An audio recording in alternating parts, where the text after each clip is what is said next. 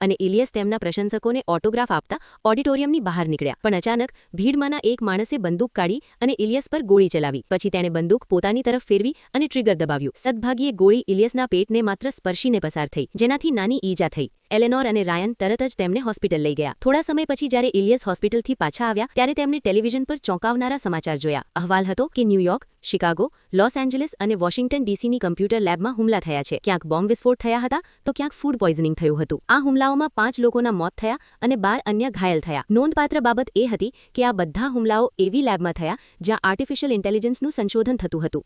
રાયને ઇલિયસને જણાવ્યું કે એલનનું પણ આ હુમલામાં મૃત્યુ થયું છે. સદભાગ્યે માર્કસ બચી ગયા, જો કે અન્ય સંશોધકોના તમામ એઆઈ પ્રોગ્રામ નષ્ટ થઈ ગયા હતા. એકમાત્ર નસીબની બાબત એ હતી કે ઇલિયસનું સુપર કમ્પ્યુટર ન્યુરો સુરક્ષિત રહ્યું. આ સાંભળીને ઇલિયસને થોડી રાહત થઈ. ઇલિયસ તરત જ તેમની લેબમાં ગયા, જ્યાં તેમની મુલાકાત એફબીઆઈ એજન્ટ મિલર સાથે થઈ. મિલરે તેમને જણાવ્યું કે આ હુમલાઓના પાછળ રિફ્ટનો હાથ છે. રિફ્ટ એટલે ટેકનોલોજીથી ક્રાંતિકારી સ્વતંત્રતા, જે ટેકનોલોજીનો વિરોધ કરતું આતંકવાદી જૂથ હતું. તેઓ માનતા હતા કે મનુષ્યોએ તેનાથી મુક્ત થવું જોઈએ અને આર્ટિફિશિયલ ઇન્ટેલિજન્સ અપ્રાકૃતિક અને જોખમી છે, જે સમગ્ર માનવજાત માટે ખતરો છે.